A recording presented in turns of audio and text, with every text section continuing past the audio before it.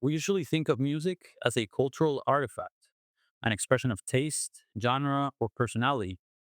But cognitive science suggests that listening is something more fundamental. It's a negotiation between prediction and surprise.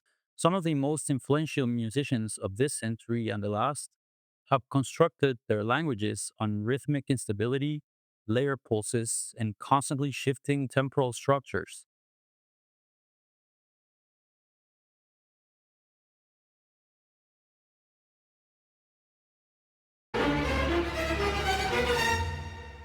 Their work is not just stylistically innovative, but it reveals something about how the mind constructs time itself. This video is about how the brain builds patterns, makes predictions, and searches for order amid musical noise.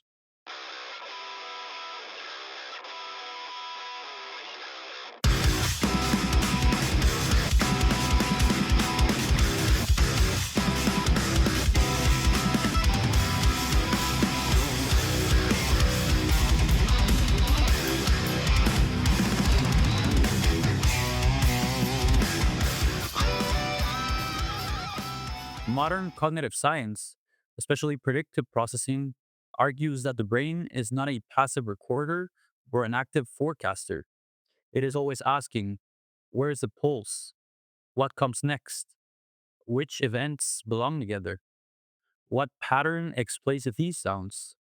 Perception emerges from the subtraction of expectation from reality. And when expectations fail, the brain generates prediction error, a signal that something meaningful or unexpected has occurred. The paradox is that prediction error, inside a safe artistic frame, is intensely pleasurable. Think about the jolt of satisfaction you experience when, after scanning a crowded Where is Waldo page, your brain finally locks onto the real Waldo and the noise results into pattern.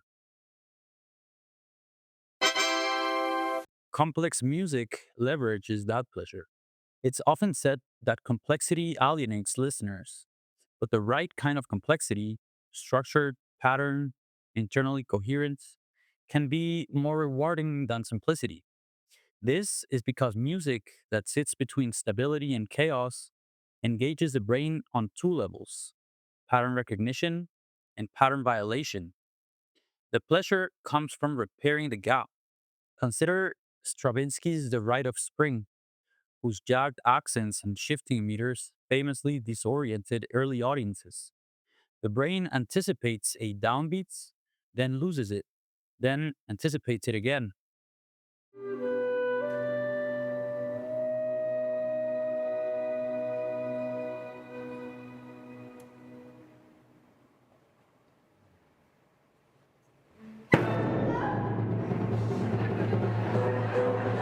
This oscillation between grounding and disorientation is part of the music's power. Or think of Afro-diasporic rhythmic traditions, Ewe drumming, Yoruba bata, or Afro-Cuban clave, which layer multiple pulse cycles simultaneously. Sí, yo sé quién eres tú. Tú no sabes quién soy yo. The listener's attention slides between timelines. No single interpretation dominates. These traditions invented the very concept of polyrhythm and cross rhythm long before Western theorists had a name for it. Or take Xenakis, for instance, who composed using probability, stochastic processes, and architectural thinking. His music overwhelms expectation entirely.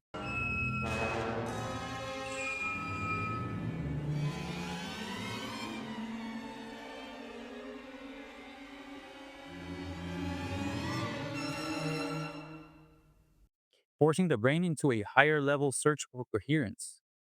Or even Apex Twin, whose drum programming creates perceptual illusions, rhythms that seem to accelerate, splinter, or live in multiple time scales at once.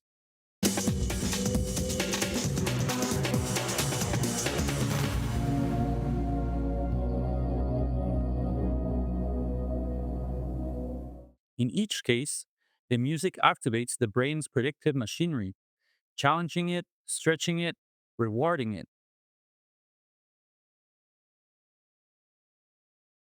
This is a cognitive sweet spot, the Goldilocks zone of complexity.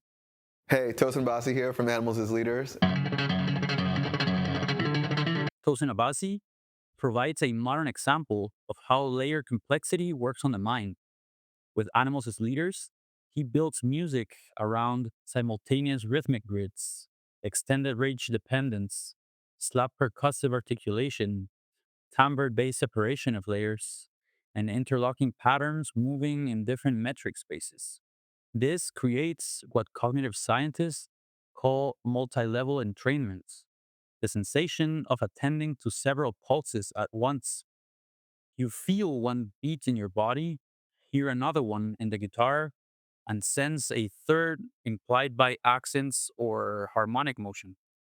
Your brain constantly shifts hypotheses about where the center is, yet nothing feels chaotic because the layers are distinct, the phrasing is logical, and the transitions are signposted.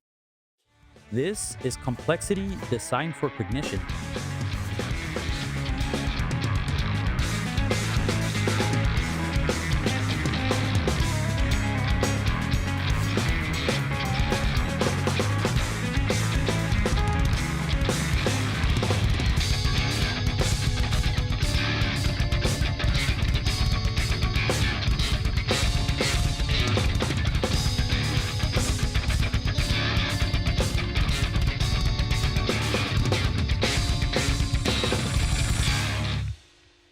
Across traditions and genres, composers use specific tools to manipulate temporal perception.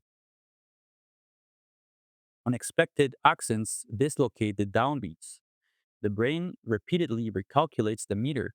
Consider the following transition in Bill Withers' classic Lean on Me, which introduces a new rhythm through metric displacement. No one can feel those of your needs that you won't let show. You just call on me, brother, when you need a hand. We all need somebody. Multiple pulses coexist. No single tempo wins. The listener experiences a dynamic, shifting center of gravity.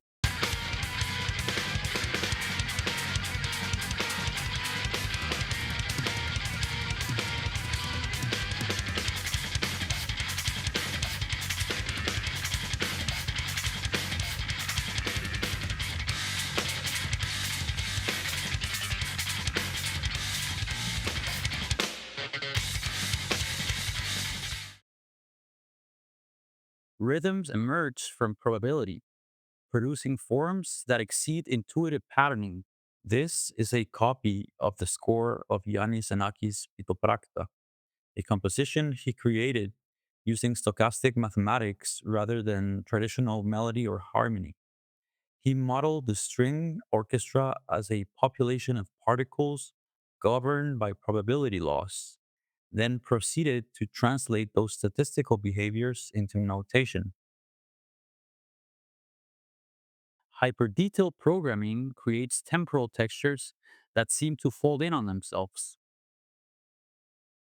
Player pianos execute rhythms beyond human ability, revealing perceptual limits. Independent lines create the illusion of multiple performers inhabiting overlapping timelines.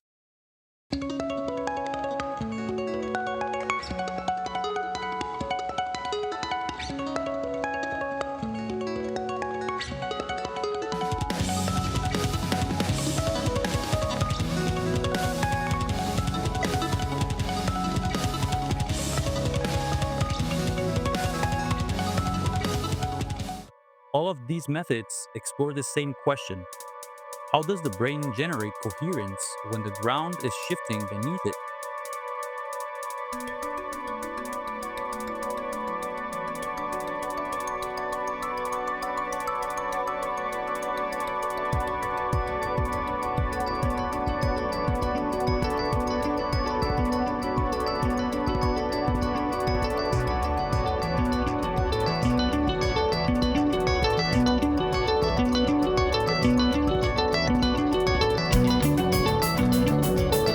Here lies the central argument or thesis of this video. Complex music resonates now not because audiences became more sophisticated, but because the modern cognitive environment mirrors the structure of complex rhythm. Everyday life requires multitasking, rapid context switching, layered information streams, algorithmic pattern exposure, nonlinear attention, constant prediction and correction. We live in a world shaped by overlapping timelines, notifications, feeds, messages, windows, tabs. Our perceptual system is already performing the same operations required to track polyrhythm or metric ambiguity. Thus, Stravinsky's accents, Afro-diasporic cross rhythms, Xenaki's stochastic structures, Aphex Twin's hyper-percussive abstractions, and Tosin Abasi's layered guitar designs feel increasingly intuitive. They don't resist modern cognition, they reflect it. As musical complexity evolves, so do the tools that produce it. Tosin, you son of a bitch. Tosin Abasi's guitar designs, multi-scale necks, ergonomic contours, extended ranges, high clarity pickups, are not aesthetic flourishes. They reflect a deeper shift. Instruments are adapting to a cognitive landscape that processes more information at once. This is not unique to Abasi. Nancaro engineered machines for rhythms no human could play.